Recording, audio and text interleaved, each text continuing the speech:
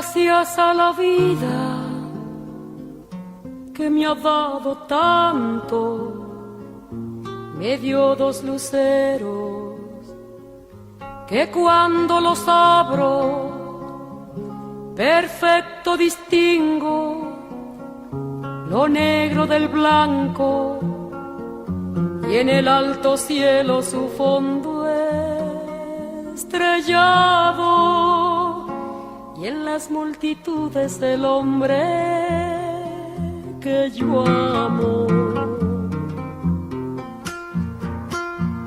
Gracias a la vida que me ha dado tanto. Estamos en otra emisión del programa Poetas Argentinos de la radio de la Biblioteca del Congreso de la Nación. Quien les habla, Claudia Enchila, en la producción Camila Zúñigo y en la operación técnica Lara Alonso. Nosotros estamos desde el 2014 entrevistando a poetas de todo el país, desde Jujuy a Tierra del Fuego. La verdad que es una alegría, una felicidad, siempre digo lo mismo, poder hablar de poesía en un mundo tan rápido, ¿no? En un mundo que capaz no se detiene y algunas personas, capaz uno le habla del género y creen que la poesía muerde, pero la poesía no muerde, todo lo contrario. Hay mucha gente que está escribiendo a lo largo de todo el país, la verdad que cuando me pongo a hablar y me cuentan, ayer estaba hablando con un poeta de Córdoba y me contaba la cantidad de gente que está haciendo realmente muchas cosas, que hay mucho movimiento, y así en cada provincia. Lo defino como un boom poético, y la verdad que llegar a publicar un libro de poesía es difícil, capaz no todo el mundo puede hacerlo, y hay mucha creación, ¿no? Porque aparte también se une la poesía no solo con el tema del texto, sino con lo auditivo, la imagen. Bueno, este programa está dedicado a difundir la poesía argentina. Hoy vamos a charlar con Analía Beccherini. Ella nació en la ciudad de La Plata, se crió en General Roca, provincia de Río Negro, donde escribió su primer poema a los 9 años. Luego se trasladó con su familia a Paraguay, donde dio sus primeros pasos como poeta de fin del milenio. Más tarde regresó a su ciudad natal, donde participó de talleres literarios, escribe poemarios homenajeando a autores como Baudelaire, Vallejo y Alejandra Pizarnik. Ahora nos va a contar qué significan esos poetas para ella. Desde el 2002 reside en la ciudad de Buenos Aires. Estudió la carrera de Ciencia Política y se especializó en procesos de lectura y escritura, cátedra UNESCO. Actualmente cursa la maestría en análisis del discurso. Qué importante y qué interesante, ¿no? Una poeta que hace análisis del discurso. También es asesora legislativa desde el 2001 en la Honorable Cámara de Diputados de la Nación, donde realizó y realiza tareas en toda la parte parlamentaria. Bueno, la tenemos acá, Analía Beccherini. Una alegría realmente poder tenerte en Poetas Argentinos. Bueno, muchísimas gracias, Claudia. La verdad que cuando recibí tu invitación para esta entrevista, me pasaron un montón de cosas que tienen que ver con lo espiritual y con el alma, porque muy poca gente sabe lo que a mí me ocurre con la poesía, con el arte. Yo vivo en una familia de músicos y siempre recibo la pregunta de qué instrumento toco o qué instrumento voy a tocar. Y yo, sinceramente, mi conexión con el arte siempre, como bien dijiste, es la poesía. Es como el ambiente para mí perfecto, porque es como tiene la música y tiene la intensidad de las palabras, que bueno, es lo que me recorrió toda la vida. ¿Y qué sensación te dio, no sé si te acordás en el primer momento en que escribiste un poema? ¿no? Acá dice que a los 9 años. Me acuerdo perfecto y lo tengo, te lo voy a traer, el poema lo tengo escrito. Contanos de qué colgado trata. en mi cuarto.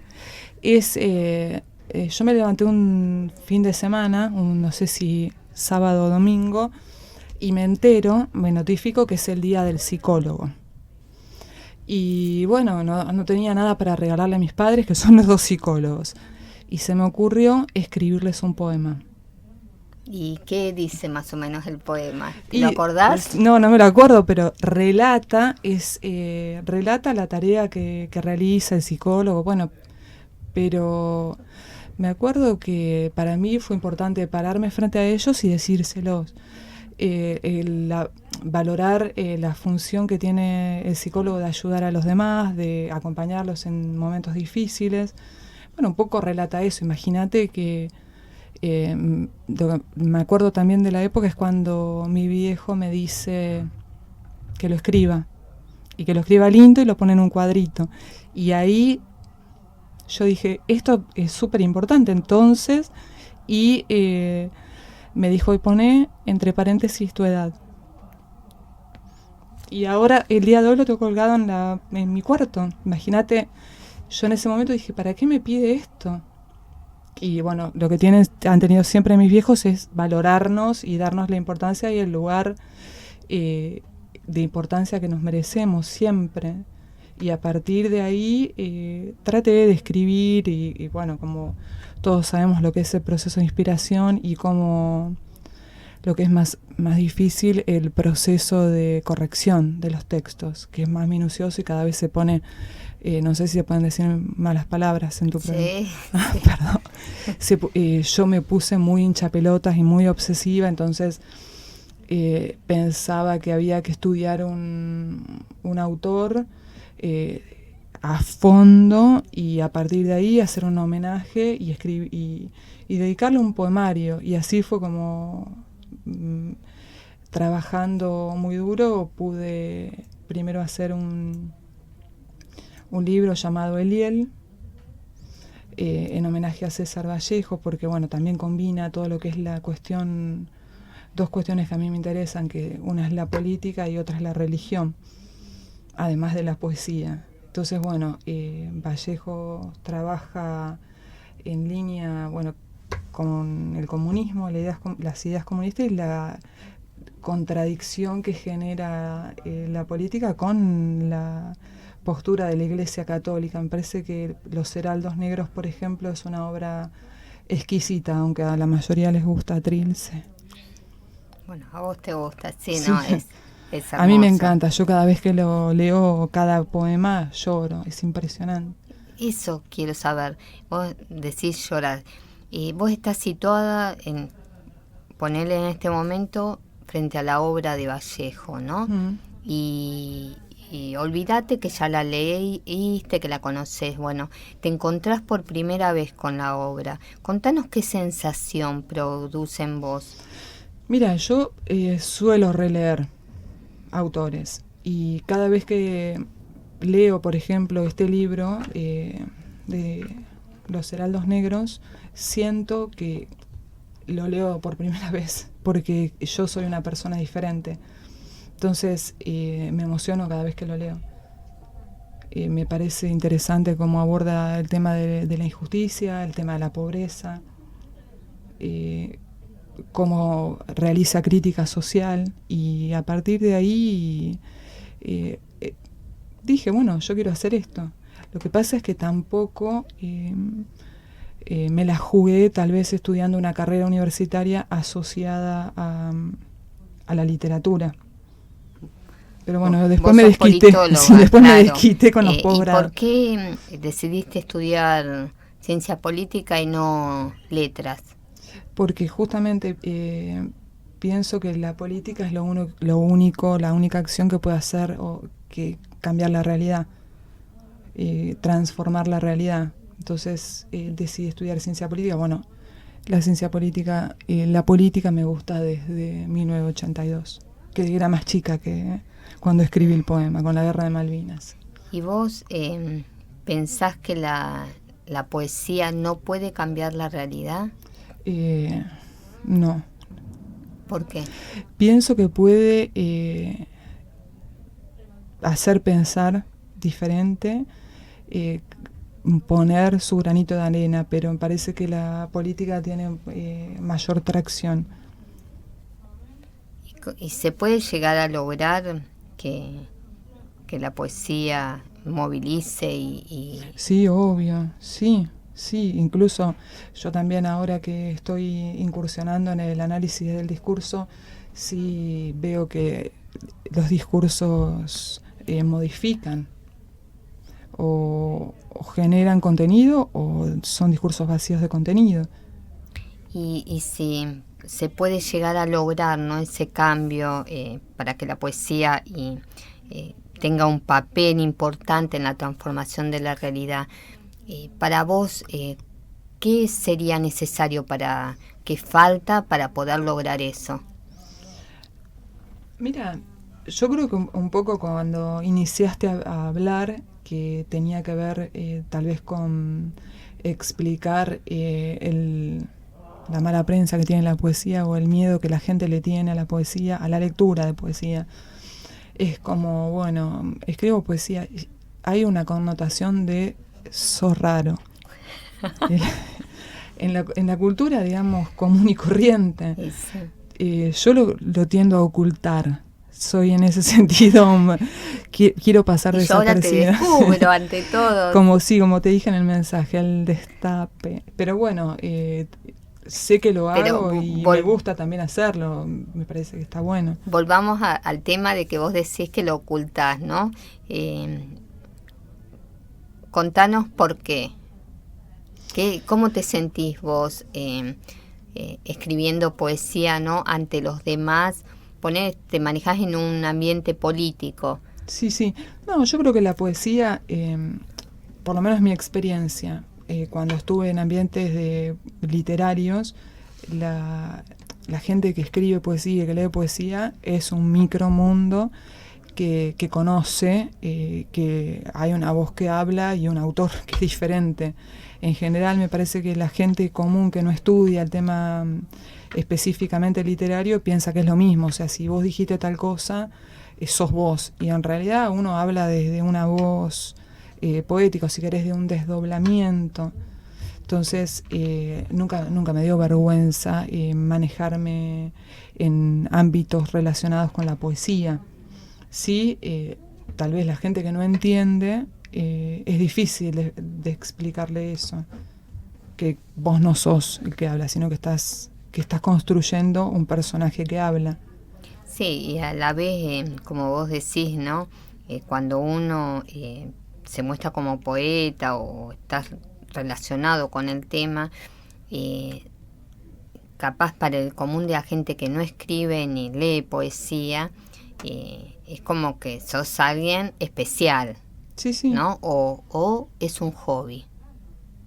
Sí, yo igual he sido, lo que he escrito he sido sistemática, nunca lo tomé como hobby y también cada coma, cada cosita que ponía tenía que tener su justificación. ¿Y qué representa para vos Alejandra Pizarnik? Mira, para mí el trabajo, el poemario ese que yo escribí en honor a ella, lo trabajé mucho con una persona que fue cercano a ella, que se llama Arturo Carreras, que es un poeta de Pringles, ¿no?, y de la provincia de Buenos Aires. Y a mí siempre me gustó la poesía oscura. No sé por qué no me gusta todo color de rosas. Y en el caso puntual de Pizarnik siempre tengo en la cabeza la frase final que ella antes de morir deja en el pizarrón, que era lo que estaba trabajando en ese momento. Y siempre me quedó la duda de su muerte, si realmente se suicidó o si se administró mal los psicofármacos que consumía. Ella había escrito en el pizarrón, en el centro puntual de la maraña, Dios, la araña.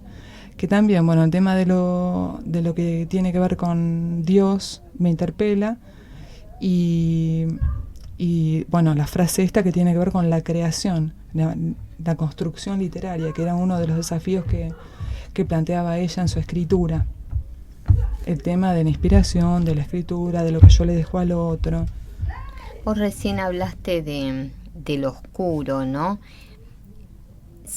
Leyendo a muchos poetas a veces me es difícil, ¿no? Capaz encontrar poesía que no sea oscura.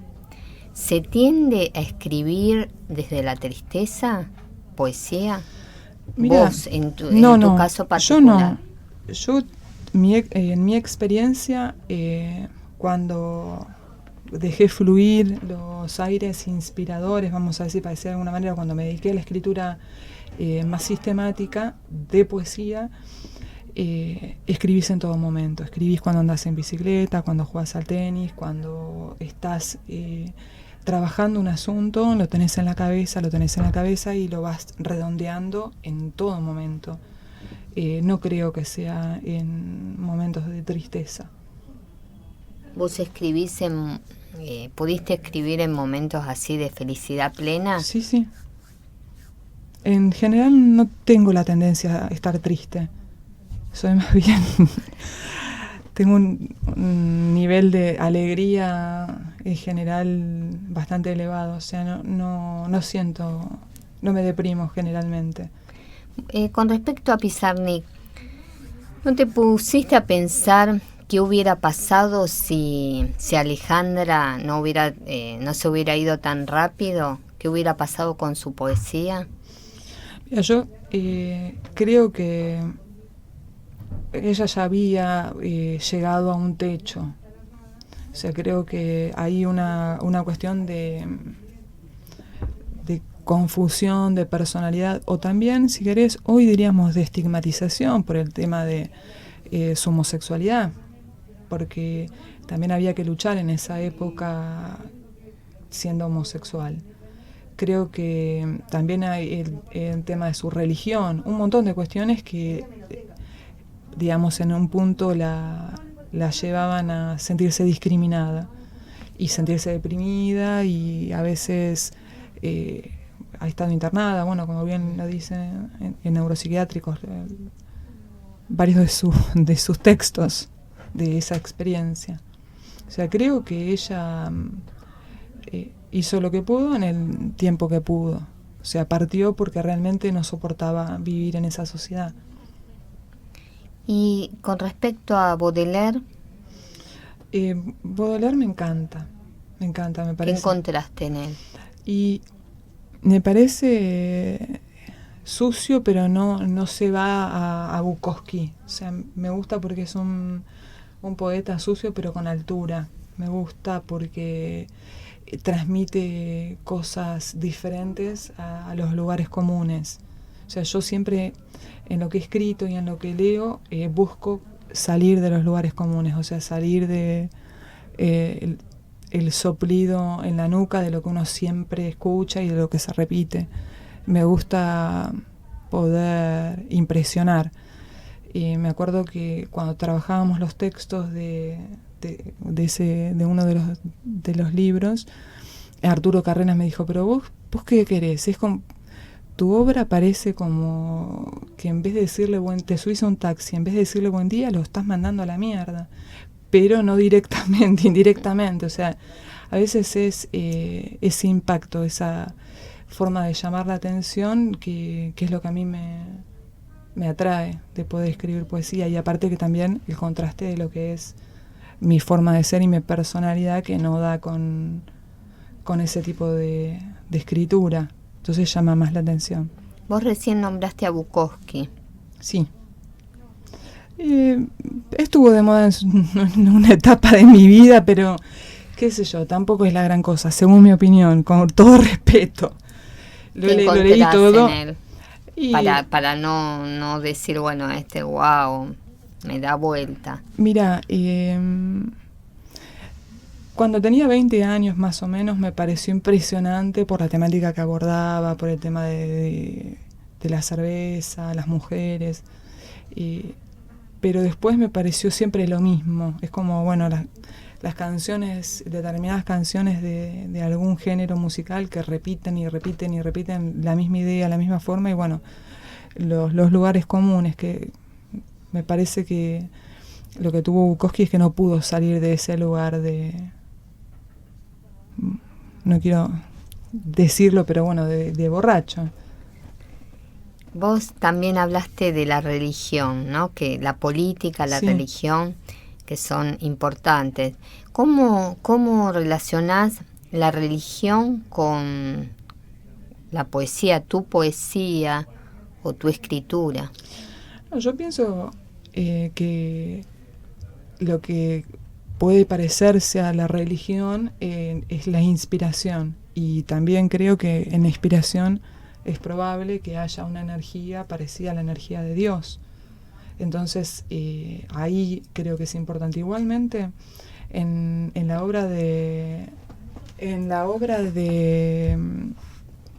por ejemplo, cuando trabaja el tema de Dios, Vallejo, es impresionante como el tipo te pone la presencia de Dios, la estructura de la iglesia, la jerarquía, la política, las condiciones y las contradicciones, ¿no?, que tenemos los seres humanos. Entonces, a mí Dios me parece que en mi obra por lo menos representa la inspiración. Bueno, Analía, ahora vamos a escuchar a Charly García y después volvemos. Dale.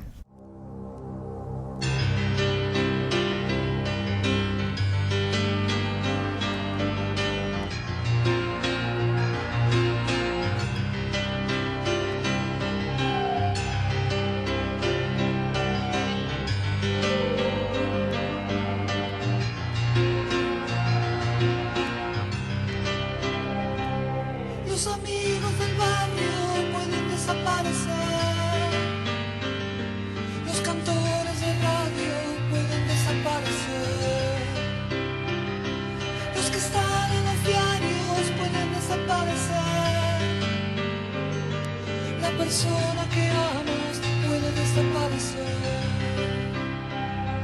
Los que están en el aire pueden desaparecer en el aire. Los que están en la calle pueden desaparecer en la calle. Los amigos del barrio pueden desaparecer, pero los dinosaurios van a desaparecer. Estoy tranquilo, mi amor, hoy es sábado a la noche, un amigo está en cana.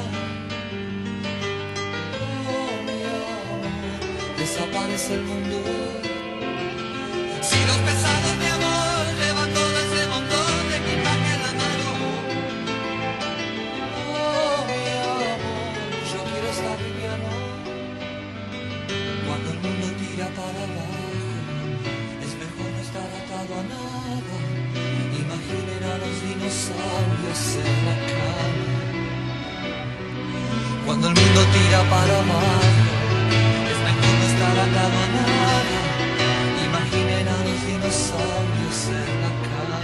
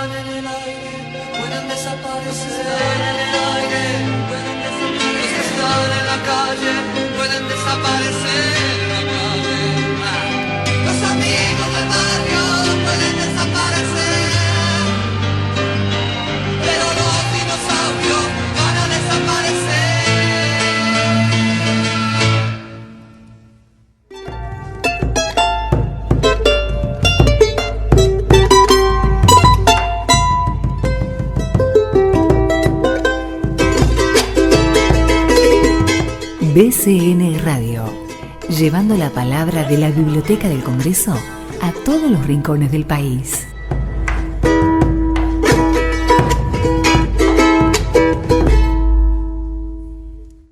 Los adolescentes también tienen su espacio en la Biblioteca del Congreso. Los invitamos a conocer la sala juvenil Elsa Bornemann. Cuenta con material bibliográfico especialmente seleccionado, conformando un espacio para la lectura y acceso a la información a través de Internet.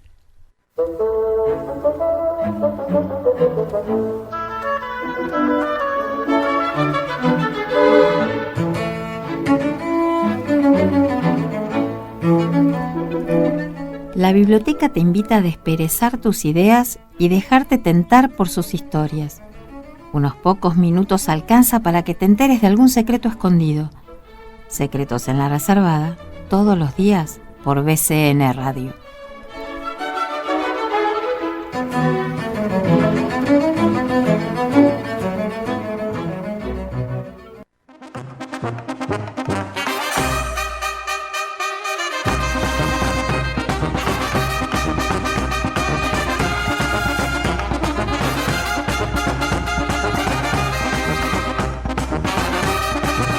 BCN Radio, la radio de la Biblioteca del Congreso de la Nación.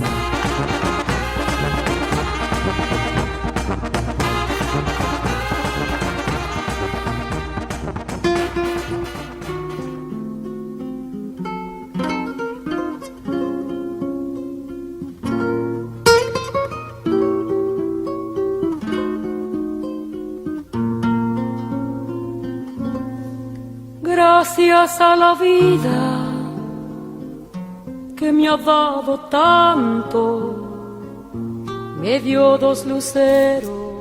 Seguimos acá en Poetas Argentinos con Analía Beccherini. Analía, ¿tenés poemas tuyos para leernos? Traje algo, a ver si te gusta.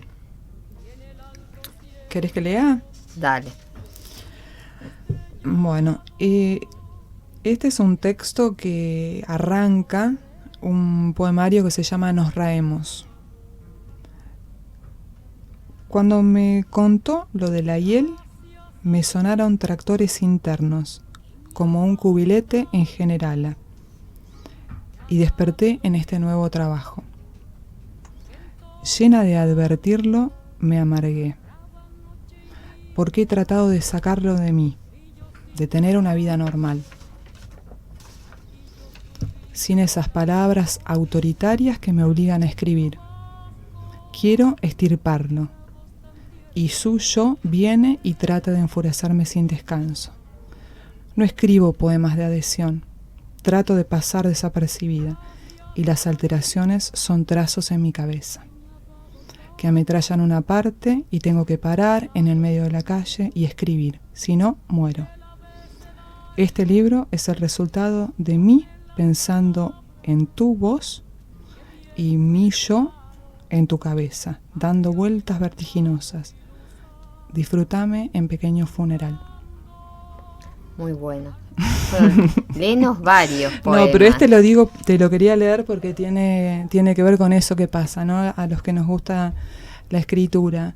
Tratamos de zafar, de escabullirnos, de no hacerlo, y resulta que como ahora yo estoy acá, te viene de nuevo esa obligación, ¿no? de tener que hacerlo, y es difícil, porque es un trabajo, aunque no cotice mucho, es un trabajo bastante difícil y de 24 horas.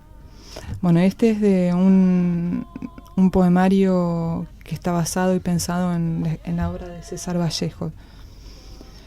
Faltan 10 versos para poder expirar tranquilo. Así me pierdo, deambulo, en letras humanas, con números saboreándolo todo. 300 soles indios, espejos que se suman al César, aunque mejor dicho, se los restan a César, pero a otro, no al propio, al expropiado. Reposo de altiplano en quena, fogonazos de prosa con bocanada limando adentro, al mascar, la coca del para, sin brote adecuado, plantando lo ajeno, ahogado. Bueno, y ahí trabajaba un poco la idea de la imagen del texto y organizar en otra forma los versos. Bueno, y este es uno pensando en Alejandra. Es como cuando cosés una tela. Se forma el frunce y esa arruga borra lo que pasó.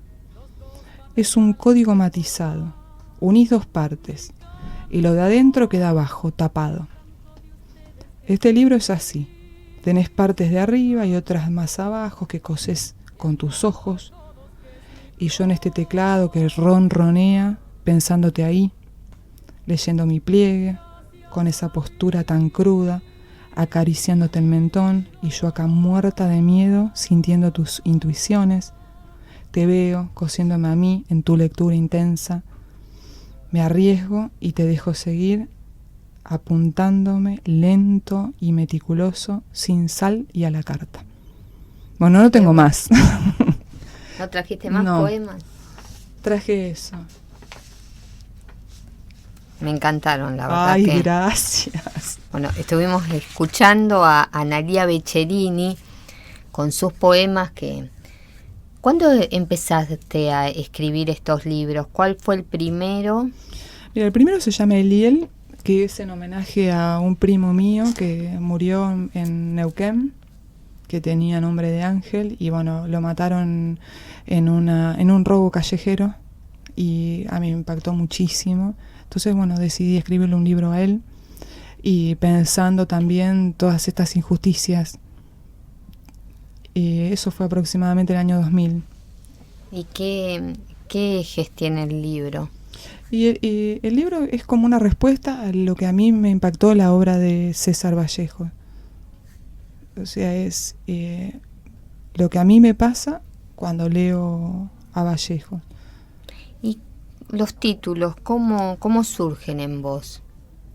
Y yo dejo en mi obra y en las decisiones fluir a la intuición. Entonces, creo que tiene que ser así un poco cuando uno le pone el nombre a un hijo.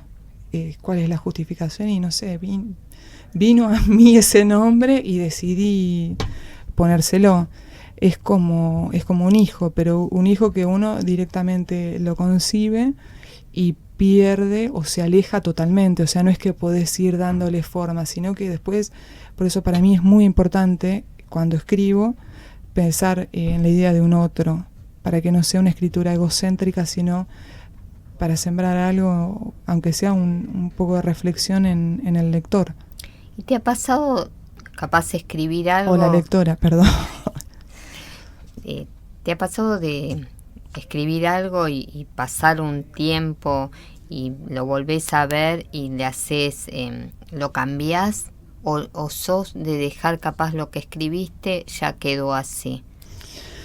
Mira, me pasa, por ejemplo, cuestiones que en una etapa para mí eran importantes, por ejemplo, transgredir la lengua, hoy no lo son tanto. Entonces capaz que las discusiones que yo tendría en esas correcciones probablemente tengan que ver con eso, con bajar un poco el nivel de transgresión en lo que es gramatical. ¿Y cómo ocurrió ese cambio de querer transgredir a estar como bajar los decibeles? ¿Y por qué ocurrió eso? No, porque a veces hay, por ejemplo, en el caso de César Vallejo en Trilce, toda la transgresión que hace de la lengua ya la hizo alguien, ya la hizo él. Si uno transgrede, que es difícil llegar a ese nivel de perfección. Entonces, a veces uno en esa búsqueda se le da un poquito la mano y pienso que probablemente ahí corregiría. ¿Vos tenés libro publicado? Mira, me publicaron en la época que estuve en Asunción en varios trabajos de antología. Y publiqué un libro acá llamado Alejandría, que es toda mi respuesta a la obra de Pizarnik. Con H, Alejandría. Volvamos a tus comienzos, ¿no? Tus primeras lecturas de Sí. chica. Y yo siempre de chica fui lectora de todo, pero si yo tuviera que nombrar, en mi tiernísima edad, probablemente los cuentos de la selva. Yo fui Boy Scout, así que le metía Mowgli y hasta ahora veo la película, lo confieso. Después, bueno, leí muchísimo, fui fan club de Ray Bradbury. Me gusta la ciencia ficción. O sea, nada que ver con ¿Y la qué poesía. encontrabas en él? No, me Porque parece... a veces, viste, pasa que cuando uno con un autor, ¿no? Es como que hay cosas que lo identifican o que te sentís, ¿no? Sí, me parece que también lo que tenía toda esa cosa modernosa que tiene Bradbury en la ciencia ficción y esa locura psicologista, ¿no? Me acuerdo la interpretación de un cuento llamado Las doradas manzanas del sol, donde el tipo iba enloqueciendo y tenía que limpiar las manzanas, iba a limpiar y tenía que no dejar huellas y se iba volviendo loco sin recordar que había limpiado o que no. Y un montón de cuentos de Ray Bradbury que me revolucionaron, me impactaron. Después, bueno, leí de todo. Pero yo no pensé nunca que me iba a gustar tanto leer. Mis viejos tenían una biblioteca enorme, pero tuve una maestra en segundo grado que armó una biblioteca en el aula. Y ella siempre decía, bueno, es cuestión de paciencia, ya van a encontrar un libro que a ustedes los va a introducir al mundo de la lectura. Siempre existe ese libro y nos motivaba mucho el tema de la lectura. Y bueno, en aquella época encontré un libro de cuentos para chicos y a partir de ahí siempre estuve en esa búsqueda y siempre tuve algunos libros de cabecera. ¿Y en la actualidad tus libros de cabecera? Ahora estoy leyendo filosofía. No sé si sirve, si cuenta. Sí. Es un filósofo norteamericano que está vivo, Johansen se llama, y trabaja el tema estoy leyendo un libro que trabaja la idea de modernidad y cómo está vacía de contenido y va hacia un futuro, pero el futuro nunca es un algo tangible. Así que bueno, me estoy entreteniendo con eso hoy estoy leyendo eso. Vos naciste en La Plata, después te criaste en General Roca, después pasaste a Paraguay. Sí. Bueno, ahora estás en Cava. En todos esos movimientos que tuviste en tu vida, ¿cómo se transmitió eso en tu literatura? Mira, a mí me pasó... yo me crié, mis viejos fueron a poblar la Patagonia. Entonces yo me crié en una localidad pequeña con dos padres profesionales que tenían el valor agregado de ser los psicólogos del pueblo, que era como mucha responsabilidad, ¿no? Ser el hijo del psicólogo y de la psicóloga. Y bueno, pasé toda la primaria, la secundaria y después... Cuando fui a Paraguay, recién comprendí que había culturas diferentes. O sea, yo no pensaba que había formas de ver el mundo diferentes. El Paraguay recién salía de la dictadura. Yo fui en gobierno de Rodríguez. ¿Cuántos años tenías? 16. Entonces era como un cuasi estado de sitio. La gente se vestía de los mismos colores, que es un color como cremita. Y era raro, por ejemplo, ver a una mujer en shorts. Y sí, obvio, el tema de la interculturalidad y la lengua guaraní es impresionante. Los colores, la vegetación. Yo venía de un clima frío, donde la gente es más bien parca y distante. No se tocan a que la gente te empiece a manosear prácticamente. Era como un cambio... muy grande y la verdad que me adapté bien. Y esos cambios, ¿no? Ese pasar del desierto al calor y a los colores. ¿Vos en esa época escribías? Sí. ¿Y cómo lo mostrabas en tu escritura? Y a mí lo que me parecía también culturalmente, yo me crié en una localidad donde había una enseñanza secundaria bastante proactiva, por decir, de parte de los chicos, con una currícula con objetivos, bastante europea. Y tuve que ir al Paraguay a una escuela donde había una rigidez militar, y era así la cultura. Entonces, un poco creo que en la escritura lo que se vio es esa crítica a lo militar, a la obligación, porque de alguna manera yo me había criado en una familia donde todo era persuadir, o si querés, no sé si esto lo van a ver mis viejos, o manipulación por la culpa. No sé si lo van a ver, bueno, que me perdonen, pero es un manejo de, bueno, hace lo que quieras, lo dejo a tu criterio, va por cuenta propia, y a pasar a una cultura donde, bueno, tenés que hacer esto porque yo soy la autoridad, y porque sí, sin ningún tipo de explicación. Yo creo que eso se ve mucho en mi obra. ¿Y qué otras constantes se ven en tu obra? Y, por ejemplo, la cuestión de qué es escribir, también lo veo hoy cuando tenía que elegir esto para traerte, lo vi en casi todo. El tema de la inspiración literaria y la responsabilidad que tiene el escritor hacia el otro, y siempre estar pensando en la idea de un otro. Contanos qué es para vos escribir. Y para mí escribir es bastante difícil de decirlo hoy, porque completamente es revolucionario en el sentido del espíritu. Es como sacar lo que uno tiene adentro hacia afuera, sin ningún tipo de filtro. Entonces, el único filtro que uno tiene es la construcción que vuelve a hacer cuando hace la corrección de lo escrito. Entonces es una responsabilidad por un lado, y por otro lado también una felicidad. ¿Y esa corrección cómo es? Hay en vos, ¿no? Hay un método que seguís.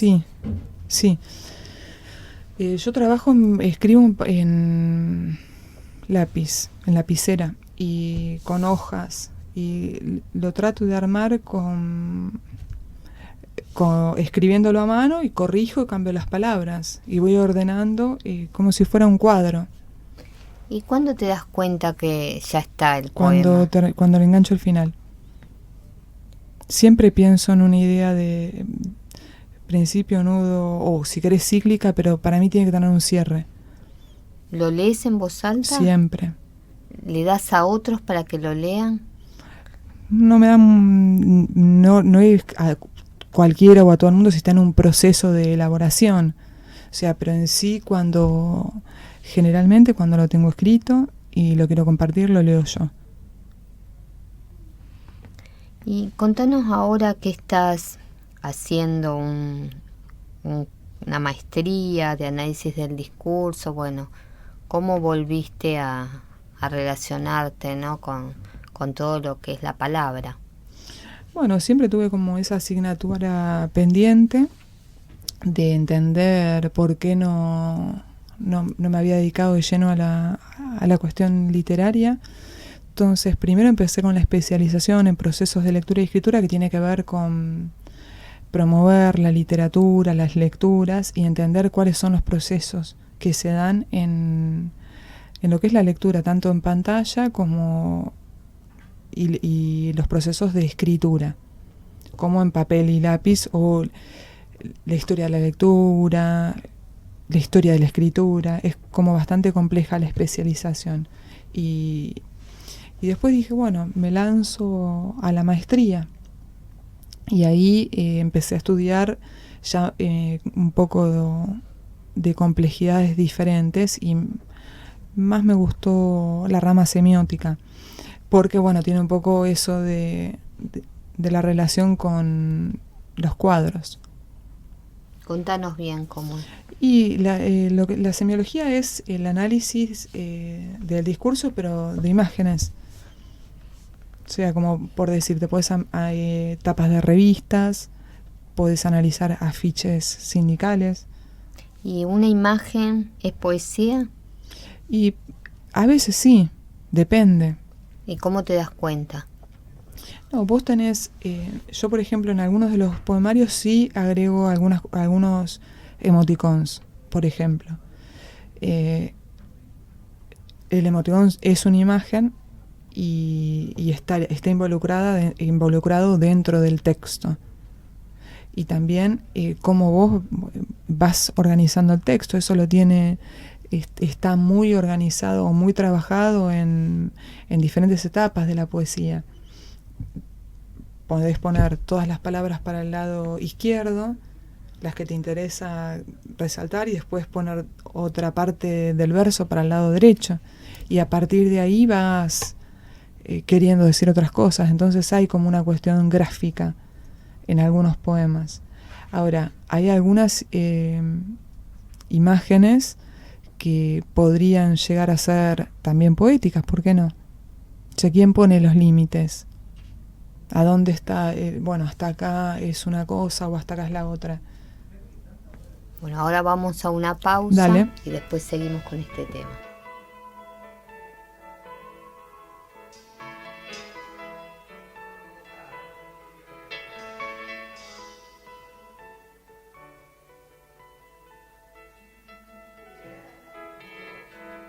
Yo no quiero volverme tan loco, yo no quiero vestirme de rojo, yo no quiero morir en el mundo hoy. Yo no quiero ya verte tan triste, yo no quiero saber lo que hiciste, yo no quiero esta pena en mi corazón. Escucho el beat de un tambor entre la desolación de una radio en una calle desierta. Están las puertas cerradas y las ventanas también. ¿No será que nuestra gente está muerta? Presiento el fin de un amor en la era del color. La televisión está en las vidrieras. Toda esa gente parada que tiene grasa en la piel no se entera ni que el mundo da vueltas. Yo no quiero meterme en problemas, yo no quiero asuntos que queman, yo tan solo les digo que es un bajón. Yo no quiero sembrar la anarquía, yo no quiero vivir como digan, tengo algo que late en mi corazón. Escucho un tango y un rock y presiento que soy yo y quisiera ver al mundo de fiesta. Veo tantas chicas castradas y tantos tontos que al fin yo no sé si vivir dándoles cuesta. Yo quiero ver muchos más delirantes por ahí, bailando en una calle cualquiera. En Buenos Aires se ve que ya no hay tiempo de más. La alegría no es solo brasilera, no mi amor. Yo no quiero vivir paranoico, yo no quiero ver chicos con odio, yo no quiero sentir esta depresión. Voy buscando el placer de estar vivo, no me importa si soy un bandido, voy pateando basura en el callejón. Yo no quiero volverme tan loco, yo no quiero vestirme de rojo, yo no quiero morir en el mundo. Yo no quiero ya verte tan triste, yo no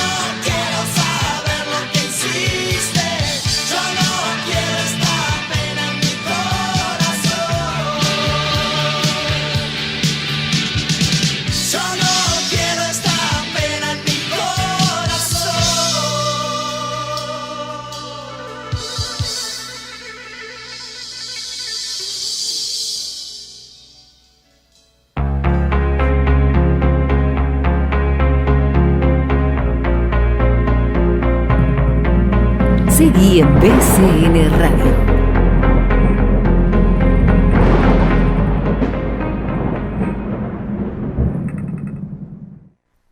¿Sabías que la sala de referencia de la Biblioteca del Congreso asiste al lector en su búsqueda del material?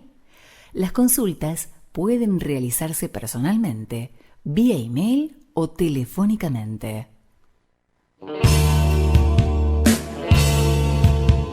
Hola, ¿cómo les va? Soy Fernando Fraquelli y vamos a encontrarnos todos los martes a las 18 horas en Idas y Vueltas, un programa que tendrá como protagonista central a la cultura. En BCN Radio.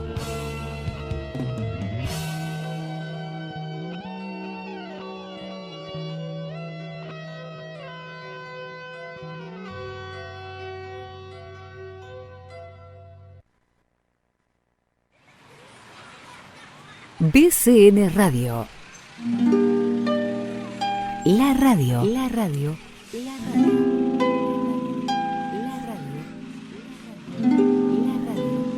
La radio. De la Biblioteca del Congreso de la Nación.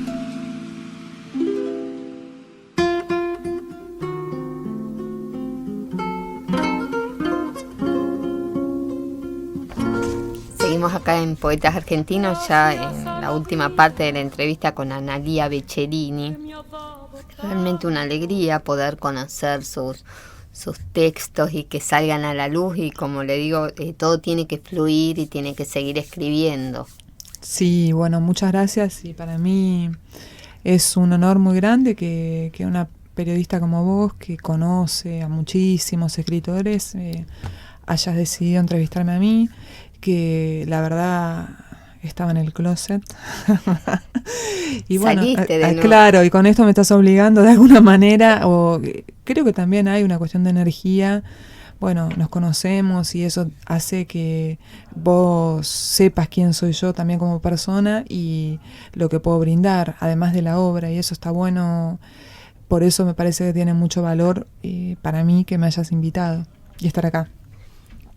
De vos conocía tu parte parlamentaria, bueno. Y el día que me mostraste tus poesías, la verdad que me dejaste helada, porque yo digo, ¿cómo? Y no sabía nada.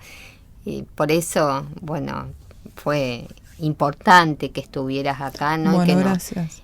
Que compartieras lo que es para vos, es una, aunque capaz lo tenés ahí oculto, por algo estás haciendo la maestría. Sí. Algo en...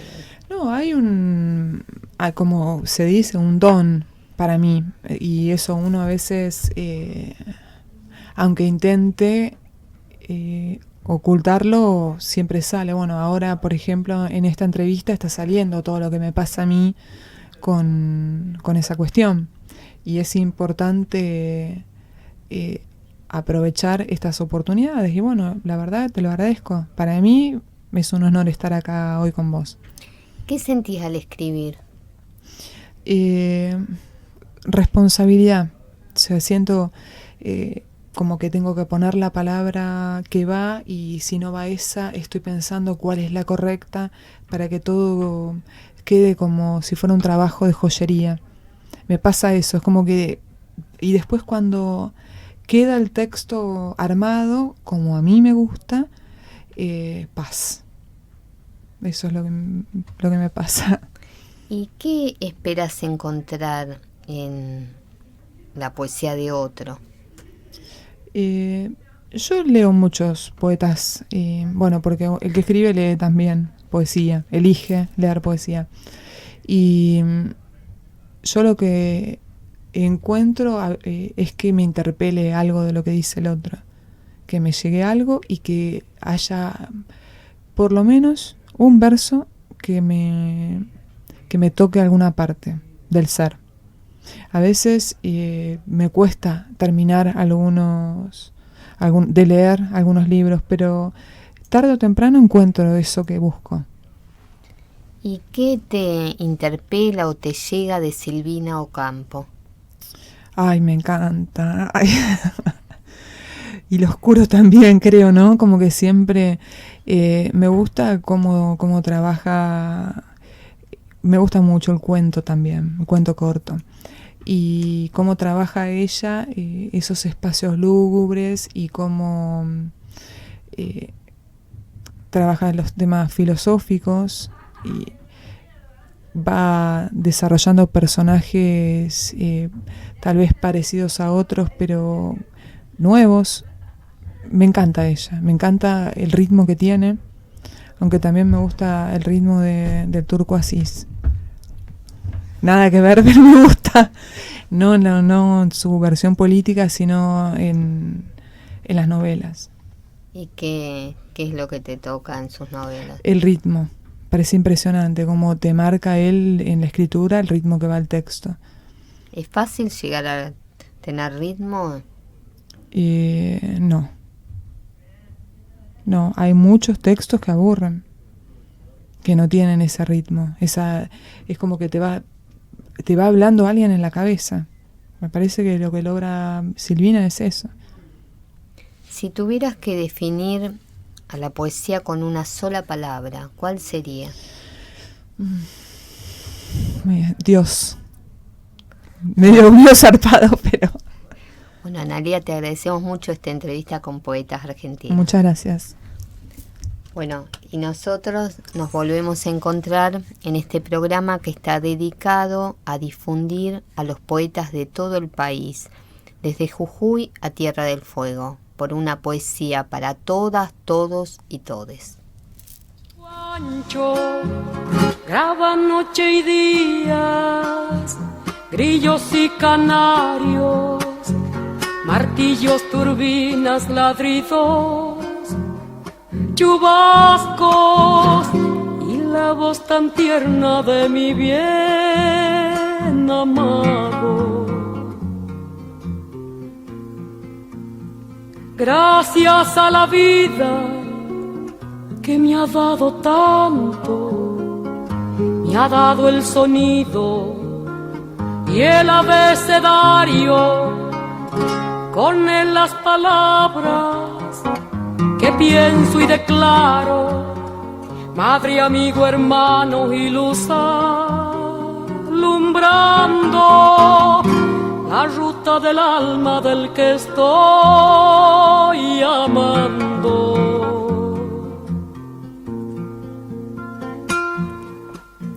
Gracias a la vida que me ha dado tanto, me ha dado